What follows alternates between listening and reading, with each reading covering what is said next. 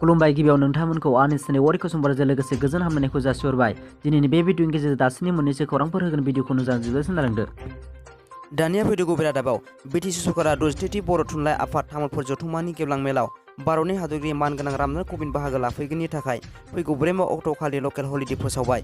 बै सानखालि बिटिआर ओनसोलनि गासै सरकारि मावखुलि आरो सोलोंथाइ फसंथानफोरा बन्द' थागोन। दानिया फैदो गुबुन रादाबाव तामुलपुर जिल्लानि गरेस्वराव रां घुस लानाय समावनो बाक्सा जिल्लानि सोलोंथाइ बिफाननि गाहाय इन्जिनियारिं मुसाहावखाखौ हमदों। तामुलपुर जिल्लानि गरेस्वराव थानाय रामपुर गुदि फरायसालियाव गाहाय फोरोंगिरिफोरनिफ्राय रां घुस लाबाय थानाय समावनो गरेस्वर ओनसोलनि फोरोंगिरि आरो सिआरसिफोरा हमो।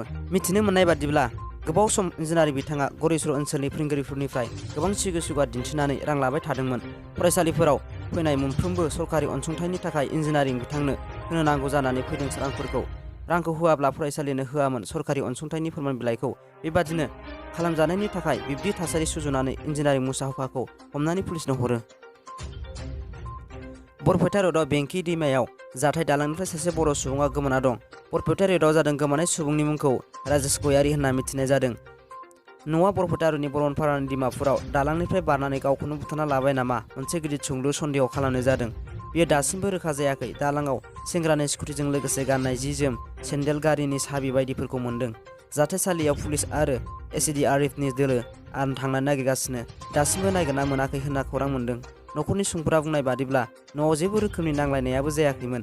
हौवासाया हाबा जागोदानसोमोन। थांनाय फेब्रुवारि दानावसो हाबा जादोंमोन होनना बुंदों। नायबिजिरनाया सोलिगासिनो, उनावसो मिथिगोन गावनो थैदोंना सोरबा बुथारदों। हौवासानि बैसोआ 28 बोसोरमोन। दानिया फैदो गुबुन खौराङाव गोरलैयैनो रां खामायनो थांनानै हमजानाय सा 7 सेंग्राफ्रा आजरा पुलिसनि जेआव दायो। गुवाहाटीनि पुलिसफोरनि गिदिर देरहानाय जब्द खालामदों नंखाय रां बानायनाय मेसिन आरो लोगोसे नंखाय रां।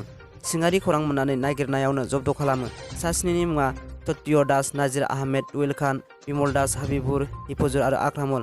गासिबो लखिमपुरनिनो। बिसोरनिफ्राय गंसे स्कुटि, गंसे रयेल एनफिल्ड, नंखाय रां बानायनाय मेसिन, 2000 रांबो मोन्दों। दानिया फैदो जोबथा खौराङाव लन लानानै न'नि मानसिफोरनि माबा माबि बायना होनायनि बाथ्रा साननो नाङा। सोरखारा मदद खालामा बुंदों आसामनि मन्थ्रि रन्जित दासआ। लोगोसे लन लानानै फालांगि खालामनायनि बाथ्रा सानदोंब्ला सोला। फालांगि खालामनानै लाब जानायजों लनखौ सुख'। नाथाय लन लानानै बेखौ होफिनाब्ला गोदानै सोरखारा मदद खालामा होनना बुंबावदों।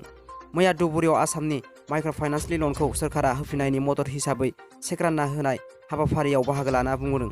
मख'जाथावदि आसाम सोरखारा बिसायख'थिनि सिगाङाव लन लानानै होफिननो हायैफोरनो रांनि मदद होगोन होनना बुंदोंमोन।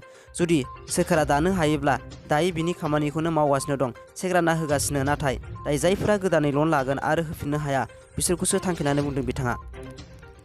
दासिमनि भिडिअ बेखिनियासै। भिडिअखौ नायना मोजां मोनदोंबा लाइक आरो साबस्क्राइब खालाम, मानोना आं गोदान भिडिअ लाबाय थानो नाजागोन।